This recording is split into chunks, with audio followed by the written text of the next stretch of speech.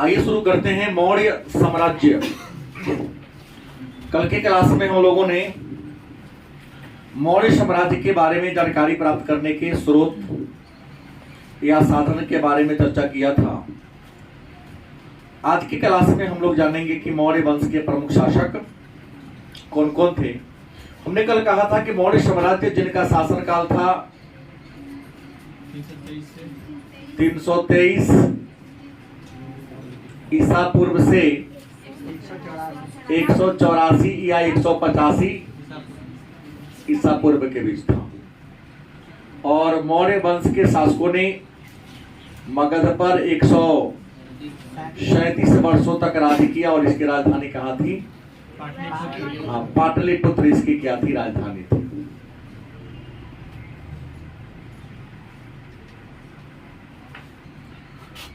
मौर्य वंश के प्रमुख शासकों में जो हम सबसे पहले प्रथम शासक के बारे में चर्चा करेंगे, जिनका नाम है चंद्रगुप्त मौर्य।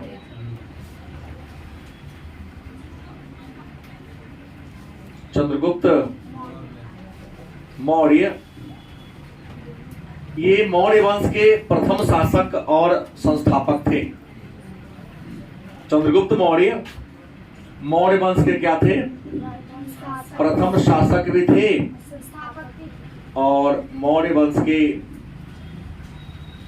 संस्थापक भी थे। कहा जाता है कि चंद्रगुप्त मौर्य ने अपने गुरु, अपने शिक्षक चाणक्य की सहायता से नंद वंश के अंतिम राजा घनानंद को पराजित कर दिया या उनकी हत्या कर दिया। और उनकी हत्या करने के बाद मगध में नंद वंश के जगह पर एक नया साम्राज्य, मौर्य साम्राज्य या मौर्य वंश की क्या किया था? स्थापना किया था। मतलब पाटलिपुत्र पर इन्होंने अधिकार कर लिया 323 ईसा पूर्व में घनानंद को पराजित करने के बाद। अब सवाल आपके मन में होगा कि चंद्रगुप्त मौर्य कौन था? एक महत्वपूर्ण प्रश्न हमारे मन में, आपके मन में या हम सबके मन में आ सकता है कि चंद्रगुप्त मौर्य कौन था। तो सामान्यतः आप इतना जानते हैं कि चंद्रगुप्त मौर्य जो पिपली वंश के राजा सूर्यगुप्त का बेटा था, इनके माता का नाम था मुरा। इनके माता का नाम क्या था? मुरा। लेकिन मैं आपको बता दूं, एक पुस्तक है मुद्रा राक्षस। मुद्रा राक्षस एक पुस्तक है जिसकी रचना विशाख दत्त ने किया है। विशाख दत्त ने अपनी पुस्तक मुद्रा राक्षस में लिखा है चंद्रगुप्त मौर्य नंदराज का पुत्र था। विद्वान है, कल्पना कर दी। अगर आपसे पूछा जाए तो आपको उत्तर देना पड़ेगा कि चंद्रगुप्त मौर्य को मुद्रा राक्षस ने नंदराज, मतलब किसी नंद राजा का ही क्या था ये? हाँ, पुत्र था। हाँ, आपको ब्राह्मण साहित्य अगर हम बात कर लें, ब्राह्मण साहित्य की अगर हम बात कर लें तो ब्राह्मण साहित्य चंद्रगुप्त मौर्य को शूद्र अर्थात निम्न कुल में उत्पन्न मानते हैं। गलत से? ब्राह्मण साहित्य चंद्रगुप्त मौर्य को शूद्र मानते हैं। शूद्र मतलब निम्न कुल में जन्मा हुआ, इनको क्या कर लेते हैं? मान लेते हैं। लेकिन अगर हम बौद्ध तथा जैन साहित्य की बात कर लें तो बौद्ध और जैन साहित्य चंद्रगुप्त मौर्य को मानता है क्षत्रिय। क्या मानता है? क्षत्रिय। लेकिन विशाख दत्त ने अपने पुस्तक मुद्रा राक्षस में ही, मुद्रा राक्षस में चंद्रगुप्त मौर्य के लिए वृषभ व कुलहीन, वृषभ अर्थात बैल, कुलहीन मतलब निम्न कुल में उत्पन्न हुआ मान लेता है। एक यूनानी विद्वान है, यूनान के विद्वान, नाम लिखता हूं, विलियम जोन्स उनका नाम है। उन्होंने चंद्रगुप्त मौर्य की पहचान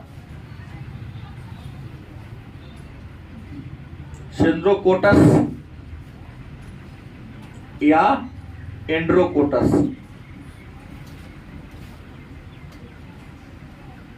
इन दो रूपों में किया है। मतलब चंद्रगुप्त मौर्य जिन्होंने मौर्य वंश की स्थापना किया 323 ईसा पूर्व में नंद वंश के अंतिम राजा घनानंद को अपने गुरु चाणक्य की सहायता से पराजित करके मौर्य वंश की स्थापना किया था कौन? प्रश्न आएगा तो अलग अलग विद्वानों का, अलग अलग साहित्यों का, अलग अलग धार्मिक विचारधाराओं का चंद्रगुप्त मौर्य के बारे में अलग अलग क्या है विचार हैं।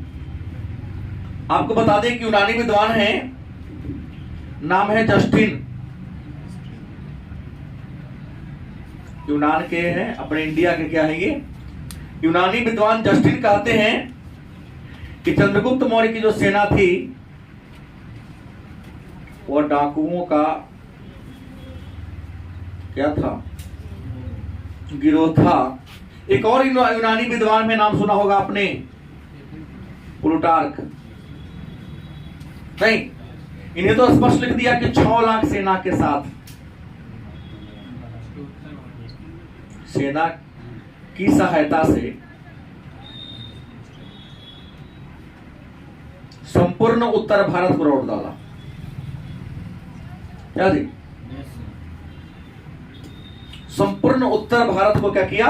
लौट डाला। यह स्टेटमेंट किसने दिया? प्लूटार्क ने दिया है। हाँ, जस्टिन और स्ट्रोबो दो विद्वानों का विचार है, मैंने जस्टिन लिखा केवल। 6 लाख जो बोले ना, जस्टिन स्ट्रोबो का है। आगे की बात मैं चर्चा कर दूं, ये वाला स्टेटमेंट उल्टा है क्या? नहीं, सही है। दूसरी बात, जो भी हो, लेकिन यूनानियों ने हमारे उत्तर भारत पर कब्जा कर लिया था, भारत के कुछ प्रांतों को जीत लिया था, तो चंद्रगुप्त मौर्य ने ही भारत को यूनानी सत्ता से क्या कराया? मुक्त कराया। इसलिए चंद्रगुप्त मौर्य को भारत का मुक्तिदाता कहते हैं। क्यों कहते हैं? 2 रीजन है। पहला रीजन तर्क आता है कि इन्होंने यूनानियों से भारत को क्या कराया था? मुक्त कराने का काम किया था, इस कारण कह देते हैं। दूसरा, नंदों के अत्याचार से भी मगध की जनता को मुक्त कराया था। इन तर्क के आधार पर विद्वानों ने इनको क्या कह दिया? भारत का क्या कर दिया? मुक्तिदाता, मतलब भारत की जनता को मुक्त कराने वाला कह दिया। तो चंद्रगुप्त मौर्य कौन थे? उम्मीद है आपका उत्तर मिल गया। अब प्रश्न है कि चंद्रगुप्त मौर्य ने शिक्षा कहां प्राप्त किया? तो आपको पता है कि चंद्रगुप्त मौर्य ने तक्षशिला विश्वविद्यालय में शिक्षा प्राप्त किया था। और इनके गुरु का नाम क्या था? चाणक्य, जिन्हें कौटिल्य या विष्णुगुप्त के भी नाम से जानते हैं। बात समझ गए? तर्कशास्त्र, नीति शास्त्र, वेद,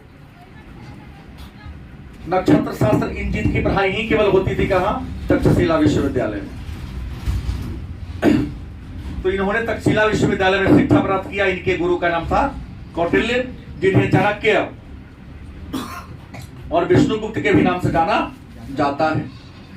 आपको बता दें, चंद्रगुप्त मौर्य ने 323 ईसा पूर्व में जब सत्ता को प्राप्त किया, तो 323 ईसा पूर्व से 323 से 298 BC तक क्या किया था? राज्य किया था। और अपने गुरु चाणक्य के कहने पर इन्होंने संपूर्ण उत्तर भारत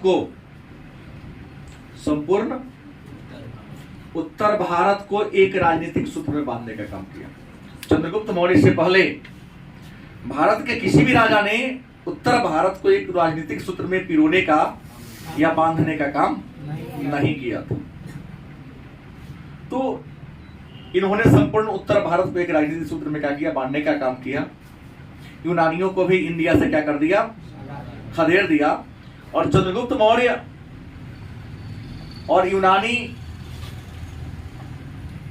जिनका नाम था सेल्यूकस निकेटर, के बीच युद्ध 305 BC में हुआ था। इस युद्ध का नाम, जैसे जो युद्ध हुआ, यह युद्ध था किसके बीच? चंद्रगुप्त मौर्य तथा सेल्यूकस निकेटर के बीच। एपियानस नाम एपिया का नाम है। एपियस। इस युद्ध का नाम है सिंध का युद्ध। क्या नाम है? सिंध का युद्ध के नाम से इसको हम जानते हैं। 305 ईसा पूर्व में हुआ था। यह चंद्रगुप्त मौर्य और सिकंदर के प्रांतपति या भारत के उत्तर पश्चिम सीमा पर जीते गए सिकंदर के राज्य का अधिपति सेल्यूकस निकेटर के बीच हुआ था। इस युद्ध में सेल्यूकस निकेटर क्या होते हैं? पराजित हो जाते हैं। चंद्रगुप्त मौर्य क्या होते हैं? जीत जाते हैं। और सेल्यूकस निकेटर चंद्रगुप्त मौर्य से क्या कर लेता है? संधि कर लेता है। संधि के बाद हमने कहा कि चंद्रगुप्त मौर्य ने सेल्यूकस निकेटर को क्या दिया? 500 हाथी दिया। 500 हाथी के बदले में सेल्यूकस निकेटर ने अपना 4 प्रांत काबुल, कंधार, हेरात और मकराना, यूनानी भाषा में नाम उसका अलग है, वो दिया।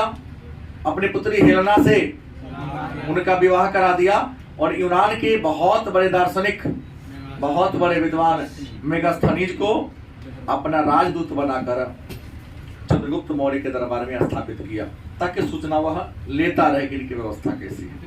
हाँ, और मेगास्थनीज ने इनके दरबार में रहकर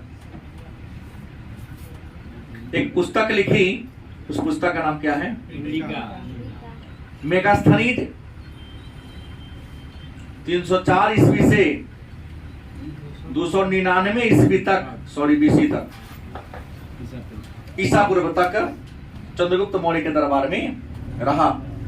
हालांकि जब मेगास्थनीज चला गया तो मेगास्थनीज के जाने के बाद एक और यूनानी राजदूत बनकर आया था जिनका नाम था डाइमेकस। क्या नाम था? मतलब जब मेगास्थनीज चला गया इनके बाद स्थान पर कौन आया? डाइमेकस आया था। उत्तराधिकारी माना जाता है। राजदूत मत कहिए, उसे क्या कहेंगे? उत्तराधिकारी कहेंगे, क्योंकि जो बाद में आता है उसको उत्तराधिकारी कहा जाता है। अब मेगास्थनीज कितने वर्ष रहे तो आप मूल्यांकन कर सकते हैं। 2 वर्ष यहाँ हुआ, 6 वर्ष के आसपास रहे। लगभग कितना वर्ष रहे? 6 वर्ष रहे। उनके दरबार में रहकर मौर्य प्रशासन के बारे में, मौर्य साम्राज्य की सामाजिक, आर्थिक और राजनीतिक व्यवस्था के बारे में एक पुस्तक पर रचना कर दिया। नाम क्या है? इंडिका। और भारत में या प्राचीन भारत में पाटलिपुत्र एक सुसंगठित नगर था। इसके बारे में चर्चा सबसे पहले इंडिका में ही मिलता है। और इंडिका में इन्होंने कहा कि मौर्य साम्राज्य का जो सेना था वो 30 सदस्यों की परिषद चलाती थी। साथ ही मौर्य साम्राज्य में जो नगर का शासन था वह भी 30 सदस्यों की परिषद ही चलाती थी, जो 6 उप समिति में बटी थी और प्रत्येक समिति में 5 सदस्य थे। तो मेगास्थनीज ने प्रशासन के बारे में लिखा है और पूरा प्रशासनिक तंत्र में सेना पर ज्यादा फोकस किया। स्ट्रॉन्ग इसलिए था कि इनके सेना का संचालन भी 30 सदस्यों वाली एक परिषद के द्वारा किया जाता था, आम आदमी के द्वारा नहीं किया जाता था।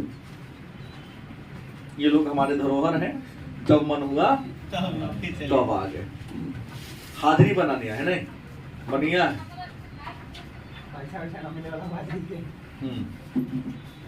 तो मेगास्थनीज के बाद हम आगे की चर्चा करें। सेल्यूकस निकेटर से इनका क्या हो गया? मुक्ति करा दिया। सब चीज आगे की घटना के करें तो हमने कहा कि चंद्रगुप्त मौर्य के शासनकाल में अकाल पड़ गया था। क्या पड़ गया था? और यह अकाल 12 वर्षों का था। अकाल को दुर्भिक्ष के नाम से भी जानते हैं। हालांकि अकाल के पहले इन्होंने जैन धर्म की दीक्षा ले लिया था। मतलब चंद्रगुप्त मौर्य जैन धर्म को मानते थे। इन्हें जैन धर्म की दीक्षा भद्रबाहु ने दिया था। 12 वर्षों का अकाल पर नियंत्रण करने के लिए इन्होंने पूरा प्रयास किया, लेकिन अकाल पर नियंत्रण नहीं कर सके। इससे इनको बहुत दुख हुआ और इन्होंने राज सत्ता को त्याग दी। बिंदुसार को क्या कर दिया? बिंदुसार को राज सत्ता त्याग कर सौंप दिया। कहा कि नहीं, हमको राजा के पद पर रहने का कोई अधिकार नहीं, क्योंकि मैंने अपने जनता को उसके कष्टों से मुक्ति नहीं दी। और बिंदुसार को के हाथ में राज सत्ता को सौंप कर कहां चले गए? कर्नाटक। कर्नाटक जिसका प्राचीन नाम था मैसूर। नहीं, यहाँ एक पहाड़ी है श्रवणबेलगोला। श्रवणबेलगोला एक स्थान है। उसी स्थान पर एक पहाड़ है। उस पहाड़ के चोटी पर चंद्रगुप्त मौर्य विराजमान हो गए, उपासना करने लगे। और उपवास के द्वारा, उपवास जिसको हम काया कलेश भी, काया कलेश या संलेखन भी कर सकते हैं, जो भी आप कहिए, अवसर पर निर्भर करता है। काया कलेश, संलेखन या उपवास के द्वारा उस पहाड़ी पर इन्होंने प्राण को त्याग दिया। क्योंकि उस जिस श्रवण बेलगोला की पहाड़ की चोटी पर मरे थे, इनका नाम क्या था? चंद्रगुप्त मौर्य। तो इनके मरने के बाद उस चोटी का नाम पड़ेगा चंद्रगिरी की पहाड़ी, न कि पहले से नाम था। चंद्रगुप्त मौर्य उस पहाड़ी पर क्या हुए थे? उपवास के द्वारा, संलेखन के द्वारा अपने प्राण को त्यागा। इनके मरने का उसका नाम क्या पड़ गया? चंद्रगिरी की पहाड़ी नाम पड़ गया। इनके शासन काल के बारे में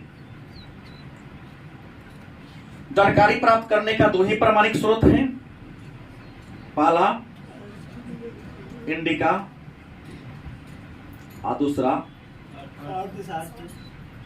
अर्थशास्त्र। अर्थशास्त्र को चाणक्य ने लिखा है। इसमें 15 अधिकरण, 180 प्रकरण और 6000 क्या है? श्लोक है। और इसकी भाषा क्या है? संस्कृत। और इसे 4वीं शताब्दी में लिखा गया था, बीसी में, ईसा पूर्व में। मतलब ईसा मसीह के जन्म के 400 साल। क्योंकि देखिए ना, इनका शासनकाल क्या है? 323 है ना। 298 में तो क्या हो गए? मर गए। तो उससे पूर्व की घटना हम कैसे ले सकते हैं? 4वीं शताब्दी ईसा पूर्व में क्या हो गया? इन्होंने क्या किया था? लिखने का काम किया था। चंद्रगुप्त मौर्य के बाद इनका बेटा राजा बना।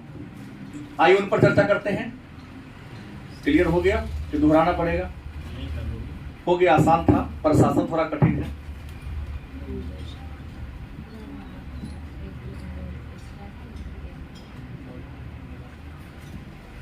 अब चंद्रगुप्त मौर्य के मरने के बाद जो दूसरा राजा बना, उनका नाम था बिंदुसार। क्या नाम था? बिंदुसार।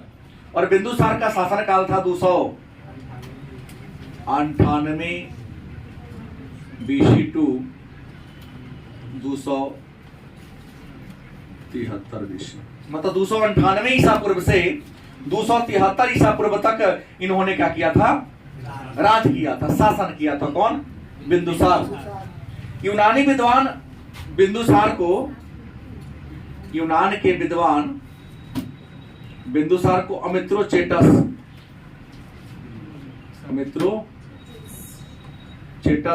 या अमित्रघात कहता है। अमित्रोचेतस या अमित्रघात कहता है। अमित्रोचेटस या अमित्रघात का शाब्दिक अर्थ होता है शत्रु विनाशक। क्या होता है? शत्रु विनाशक होता है।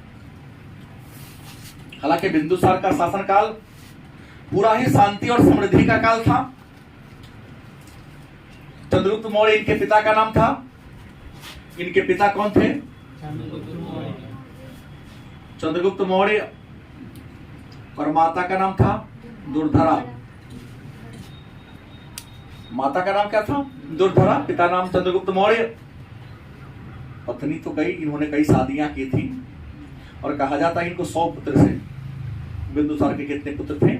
100 पुत्र थे। सबसे बड़ा था सुसीम। नहीं, एक प्रमुख और था, नाम था अशोक। प्रमुख या सबसे प्रमुख अशोक ही था, धर्मा या सुभद्रांगी का पुत्र। कौन? तो बिंदुसार 298 ईसा पूर्व से 273 ईसा पूर्व तक राज किया।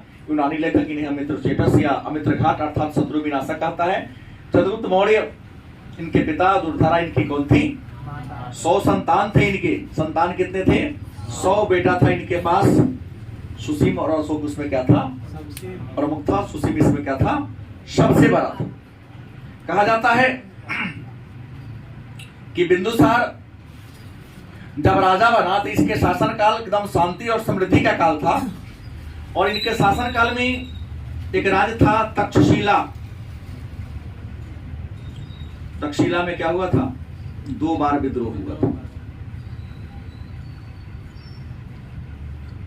इस विद्रोह को दबाने के लिए पहली बार अशोक को भेजा। अशोक वहां गया, विद्रोह को क्या किया? दबाया, कंट्रोल किया और कुछ दिन तक राज्यपाल के पद पर रहा। और जब अशोक वहां से वापस आ गया और वापस आने के बाद अशोक को उज्जैन या अवंती का राज्यपाल बना दिया गया। तो जब अशोक अवंती का राज्यपाल बन गया तब पुनः तक्षशिला में विद्रोह हुआ था। तो दूसरी बार वहां के विद्रोह को दबाने के लिए सुसीम, बड़ा बेटा किसको भेजा गया था? सुसीम को भेजा गया था। जाता अशोक ही, लेकिन इसके जिम्मे अवंती अर्थात उज्जैन का क्या आ चुका था? प्रशासन की जिम्मेवारी आ गई थी। जैन ग्रंथ की बात करें, बिंदुसार को जैन धर्म की अगर पुस्तक करते हैं, जैन साहित्य में इनको शीश सेन कहा गया है। क्या कहा गया है? जैन धर्म की किताब में बिंदुसार को क्या कहा गया है? शीश सेन कहा गया है। और पुराणों में खास करके वायु पुराण में क्या कहते हैं? मदरसार या वारिसार या भद्रसार, इन नामों से इनको क्या किया गया है? पुकारा गया है। बिंदुसार के धर्म की बात करते हैं तो बिंदुसार आजीवक धर्म को मानता था। किस धर्म को? आजीवक धर्म, जिसकी स्थापना मखली गोसाल ने किया था। नहीं, इस धर्म की खासियत, इस धर्म को मानने, भाग्यवादी धर्म था। आजीवक पूर्णतः क्या थे? भाग्यवादी थे कि जो भाग्य में लिखा है वो होगा, जो भाग्य में नहीं हो कुछ भी करेंगे मेरे हाथ में आने वाला। इसकी खासियत थी कि आजीवक धर्म के लोग अपने हाथ में अशोक के पत्ता हमेशा लेके चला करते थे। और इसी आजीवक धर्म के संस्थापक का नाम मैं क्या बोला हूँ? मखली गोसाल।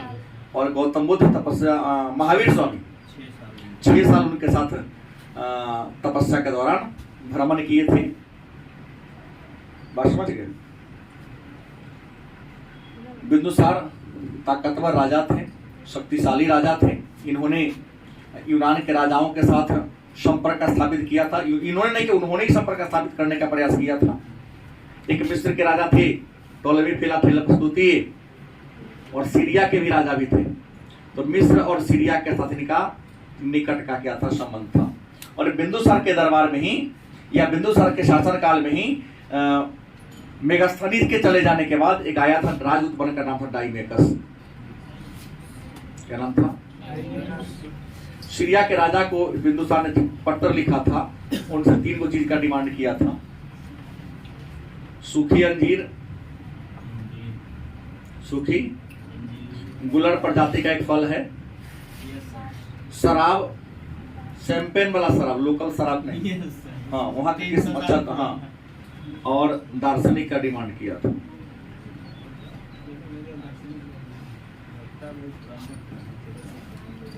राजा ने सूखी अंजीर भेज दिया, शराब भेज दिया, लेकिन दार्शनिक भेजने से क्या कर दिया? इनकार कर दिया। और क्षमा याचना करते हुए इन्होंने लिखा कि दार्शनिक कोई वस्तु नहीं है, उसका आयात और निर्यात किया जा सकता है। समान का आयात और निर्यात होता है, विद्वान का आयात और निर्यात, क्योंकि विद्वान तो दरबार की क्या होती है? शोभा होती है। तो इन्होंने ऐसा किया था, लेकिन ये अभी षड्यंत्र के शिकार हो गए।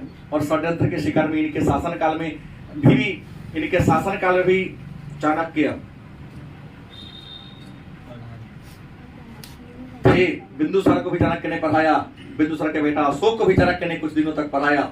लेकिन इनके जीवन काल में ही, बिंदुसार के जीवन काल में ही इन कुछ षड्यंत्रकारियों ने, षड्यंत्र में सुसीम भी शामिल रहता है, बिंदुसार की पत्नी भी शामिल होती है। सुसीम को क्या बनाने के लिए? राजा बनाने के लिए चाणक्य की हत्या करवा देती हैं। क्योंकि चाणक्य ने बिंदुसार को कहा था कि अगर तुम्हारे पुत्र में कोई लायक है, योग्य है, अशोक है। और चाणक्य की हत्या से दुखी होकर बड़ा उदास थे। कौन? बिंदुसार।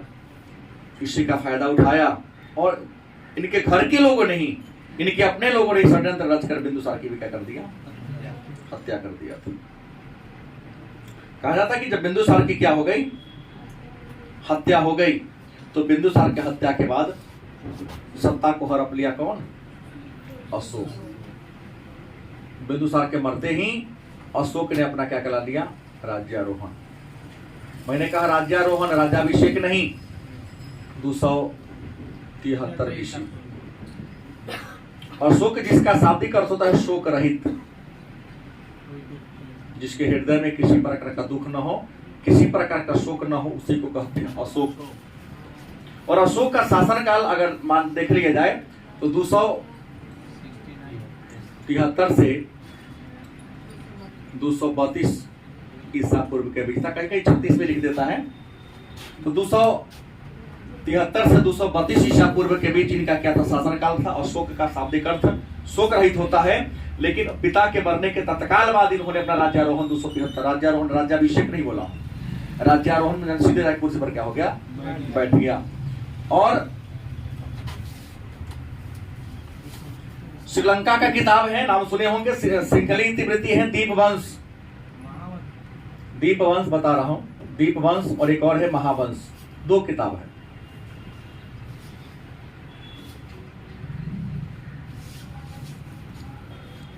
अपने भारत का किताब नहीं है। भारत के इतिहासकार भी इस बात को नहीं लिखते हैं और मानने से इनकार भी करते हैं। हालांकि अशोक स्वयं अपने अभिलेख में लिखा है, शिलालेख में लिखा है कि नहीं, मैंने ऐसा नहीं किया, हमने अपने 99 भाई को हत्या नहीं किया है। और शायद लगता भी है कि एक ही आदमी के कैसे 99 भाई को हत्या कर देगा, अन्य को पता नहीं चलेगा, सब मिल किसको नहीं मार सकता था। कितना बड़ा होगा, कितना बलवान होगा। क्या राज परिवार पर, प्रशासन पर उत्सव का नियंत्रण नहीं था? लेकिन राजतंत्र में असंभव कुछ भी नहीं है। राज्यादेश के अलावे सारा आदेश बेकार हो जाता है। तो दीपवंश और महावंश श्रीलंका का या सिंगली इतिवृत्ति है, अनुश्रुति है, और उसमें लिखा है महावंश नामक किताब है। इस महावंश नामक किताब है कि अशोक ने 99 भाइयों की क्या कर दिया? हत्या कर दिया। और 99 भाइयों की हत्या करके सत्ता को क्या किया? प्राप्त किया। लाइव क्लास चल रहा है, बाद में आवा ना। 99 भाइयों की हत्या करके सत्ता को क्या किया था? प्राप्त किया था। इस बात का चर्चा कौन किताब में है? महावंश। और अपने पिता के मरने के 4 वर्ष बाद, कई वर्ष बाद? 4 वर्ष के बाद अशोक ने अपना क्या कराया था? राज्याभिषेक। राज्याभिषेक कराया था। अशोक का राज्याभिषेक हुआ था 269 BC में हुआ था। और राज्याभिषेक कराया तो इन्होंने अपना उपाधि रखा, पदवी रखा। क्या रखा? चंडा अशोक, माने चंड अशोक। बड़ा क्रूर बन गया।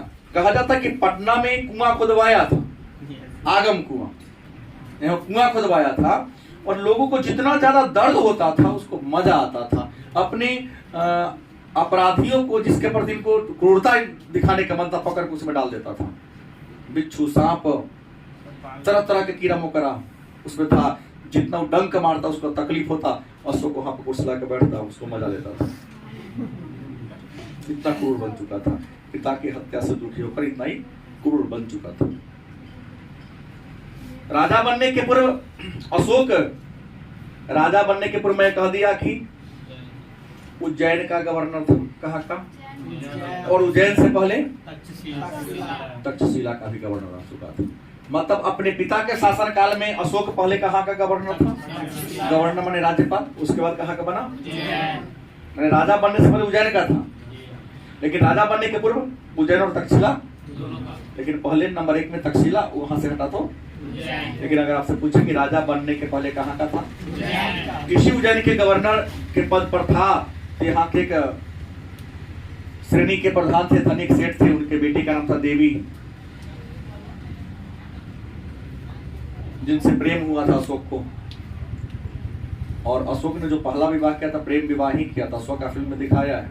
नहीं पढ़ने वाले विरोध कर दिए कि अशोक तो ऐसा था नहीं, तो 99 भाई को हत्या कर प्रेम क्या कर सकता है?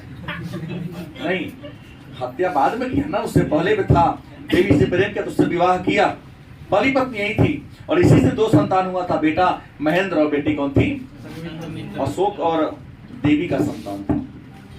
बेटा का नाम क्या था? महेंद्र, और बेटी का नाम क्या था? संघमित्रा।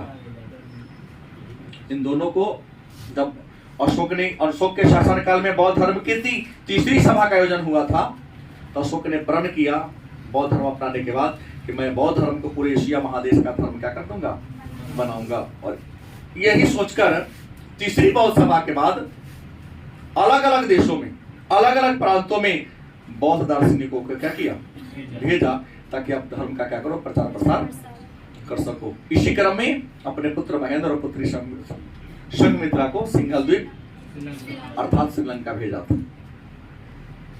आपको बता दें, अशोक राजा बनने के पूर्व भले कई युद्ध लड़े हों, लेकिन राजा बनने के बाद 8वें वर्ष बाद एक युद्ध लड़ा था। उस युद्ध का नाम था कलिंग का।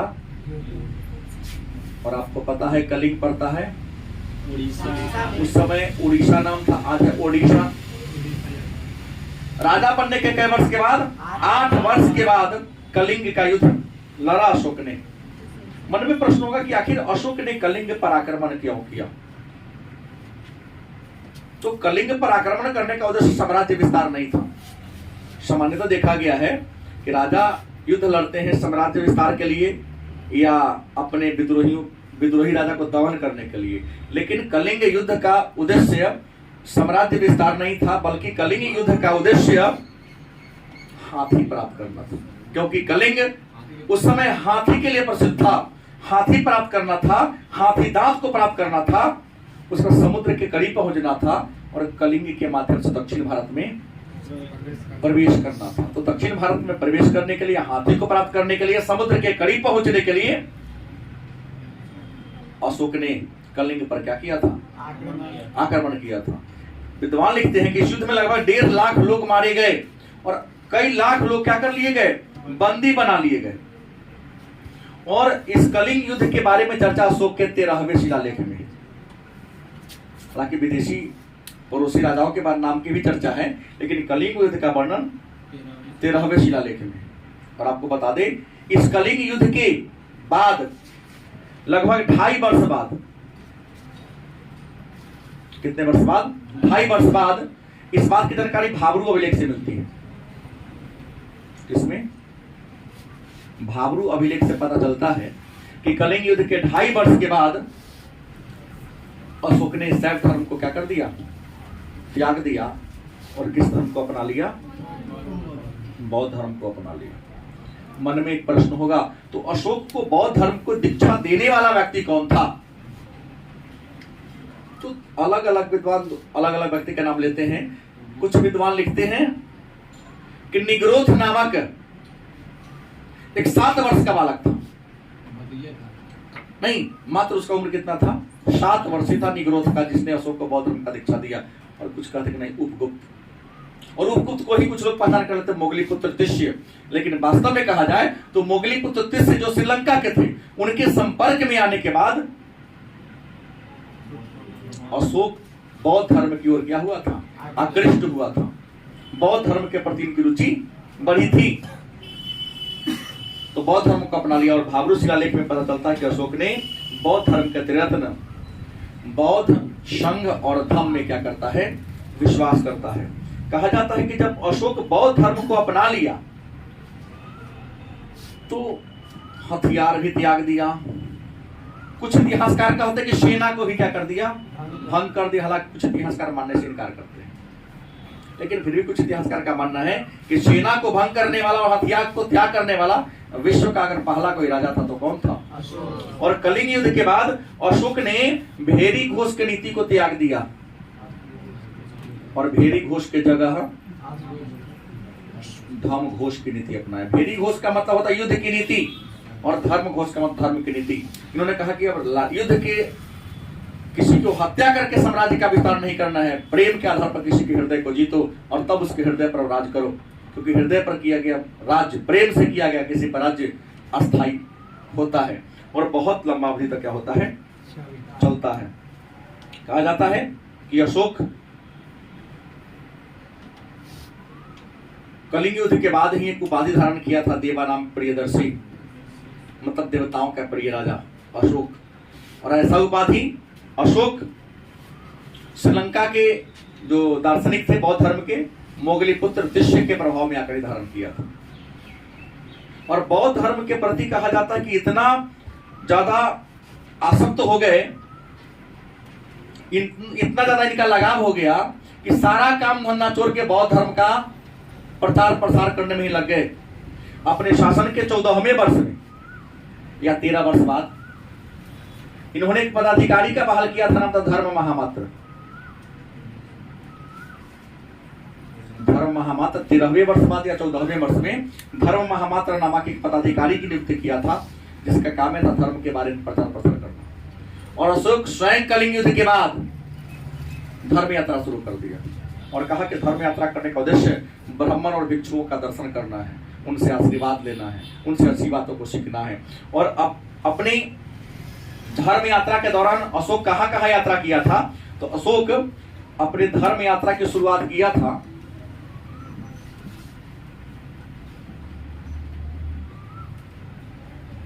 अगर बात करें कि अशोक धर्म यात्रा में कहां कहा गया,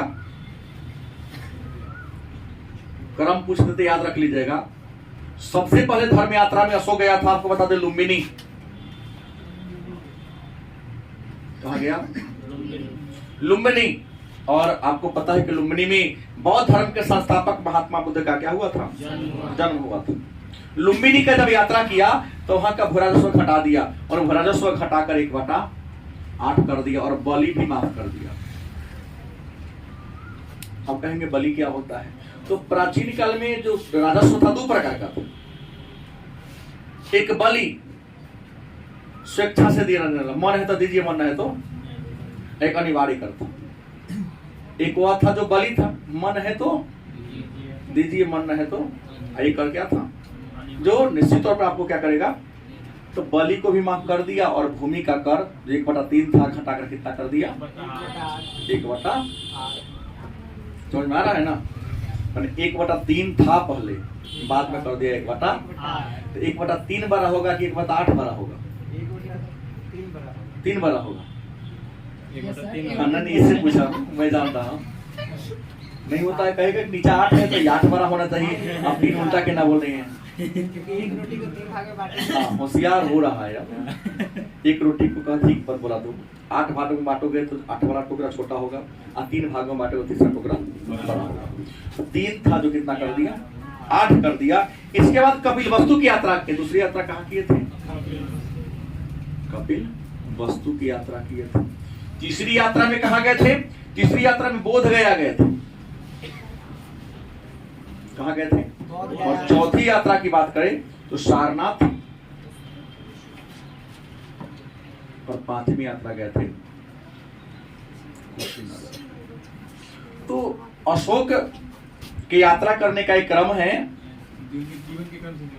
जो उनके जीवन के क्रम से जुड़ा हुआ है, ये भी ध्यान देना है। लुम्बिनी जहां जन्म हुआ, कपिल वस्तु के तो उनके पिता राजा थे। बोध गया जहां ज्ञान मिला, सारनाथ जहां पहला धर्म उपदेश दिया, और कुशीनगर जहां पर क्या हो गए? हाँ, यहाँ पर महापरिनिर्वाण और यहाँ धर्म चक्र परिवर्तन, यहाँ पर संबोधि। गलत किसे? सारनाथ इस कपिल वस्तु शायद हम शिक्षा प्राप्त किए हो, क्योंकि जिस आश्रम में कपिल वस्तु में रहा हो, क्योंकि शिक्षा का केंद्र तो मैक्सिमम जिला मुख्यालय और राजधानी में ही होता है, बड़े बड़े शिक्षा का केंद्र, इससे जुड़ा हुआ। अब कहावत है कि अशोक धर्म के प्रति इतना आसक्त हुआ कि अशोक की जो सबसे प्रिय पत्नी थी उनका नाम था आसंदी मित्रा। पत्नी का नाम क्या था? आसंदी मित्रा।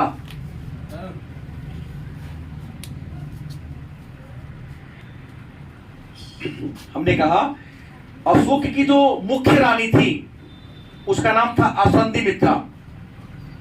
आसंदी मित्रा। अचानक इनकी क्या होती है? मृत्यु हो जाती है। और आसंदी मित्रा के मर जाने के बाद अशोक ने अपनी जो मुख्य रानी थी उसको बना लिया तिस्रक्षिता को। देखिए, अशोक की कई पत्नियां थी, देवी थी, आसंदी मित्रा थी, तिस्रक्षिता थी, पद्मा थी, करुवाकी थी। पद्मा और करुवाकी तो कलिंग की राजकुमारी थी। करुवाकी कलिंग के राजा की बेटी थी और पद्मा उसकी बहन थी, मतलब चचेरी बहन थी।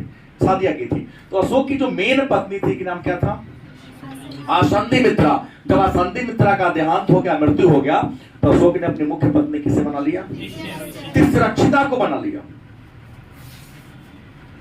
तिस्रक्षिता की कहानी सुनेंगे तो क्या कहा जाए, बड़ी गलत महिला थी शायद मेरे शब्दों में।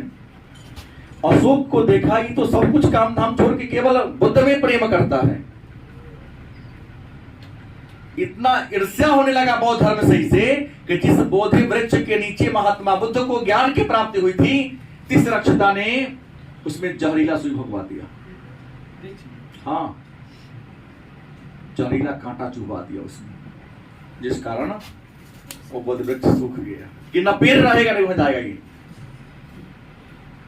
तिस्रक्षिता ने उस बोधि वृक्ष में जहरीला कांटा, क्योंकि पहले मैं क्लास ये मंडे की क्लास में चर्चा करूंगा कि पहले के राजा गुप्तचर रहते थे। गुप्तचर के साथ साथ कुछ ऐसी भी कन्या को रखते थे जो विष कन्या हुआ करती थी।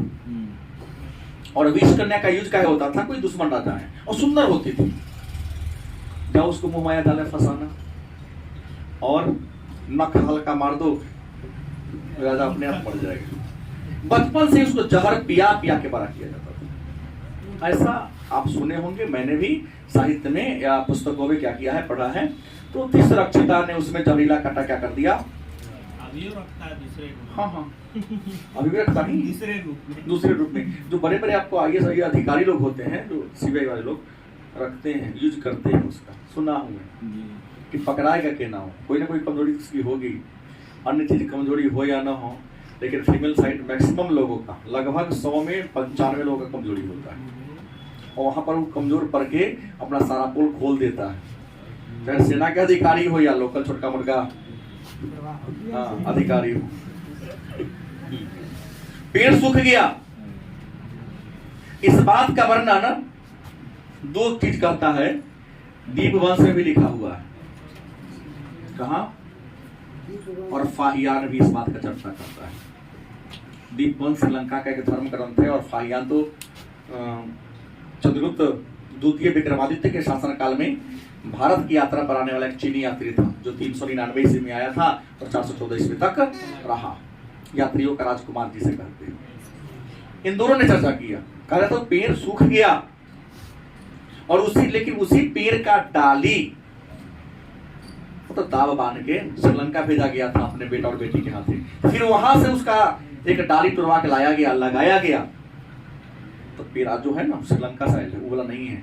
पूछा गया प्रश्न मैं किसी एग्जाम में दिया हूं कि अभी जो बोधि वृक्ष किस पीढ़ी की है, तो 5वीं पीढ़ी की है। किस पीढ़ी की है? हाँ, अभी जो बोधि वृक्ष लगा हुआ है 5वीं पीढ़ी का। रियल में वह बोधि वृक्ष नहीं है जिसके नीचे बुद्ध को ज्ञान मिला था, क्योंकि तिस्रक्षिता की ईर्ष्या ने उसको नष्ट करवा दिया। दोबारा उसको लगाने का क्या किया गया, प्रयास किया गया। अशोक कुछ किए नहीं सर, क्या करेंगे? त्रिया चरित्रम पुरुषस्य भागम दैवो न जानम तो मनुष्य वाली कहावत है। कहाँ जाके इंसान जज साहब वहां जजमेंट करता है, यहाँ का चुप रहता है, जजमेंट सुनना पड़ता है।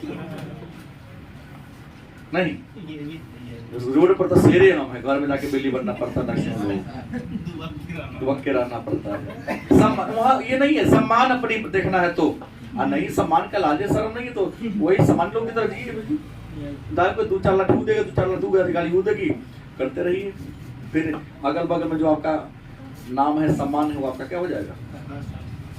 उससे अच्छा है कि सम्मान बचाना है तो चुप्पी साध के रखो, उतना ही बोलो जितना कि तुम्हें क्या है आवश्यकता हो।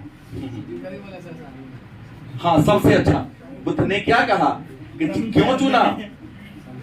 भले ही कुछ लोग ये कह ले कि इनको बाद में सुझा, तो ज्ञान का कोई उम्र नहीं होता है और कोई टीचर कोई व्यक्ति नहीं होता है। टीचर तो प्रकृति का हर चीज है। एक साधु को देखकर इनके अंदर ज्ञान की अनुभूति हो गई। जैसे चाणक्य को एक महिला के बाद से ज्ञान मिला कि हमें सेंटर पर आक्रमण नहीं करना है, काते काते करना। हमने कहा अशोक क्या होते हैं, अंत में साम्राज्य विस्तार करके आगे बढ़े, बहुत आगे बढ़े, बहुत लंबी अवधि तक क्या किया, राज किया। कलिंग युद्ध के बाद के अलावा कोई लड़ाई भी नहीं, बौद्ध धर्म को अपना लिया, धार्मिक यात्रा की, प्रजा के कल्याण के लिए बहुत सारे काम किए। इनका साम्राज्य इतना बड़ा हो गया, अफगानिस्तान से लेकर मैसूर तक और पश्चिमी गुजरात से लेकर पूरा में असम के कामरूप तक मौर्य साम्राज्य का सीमा फैल गया था।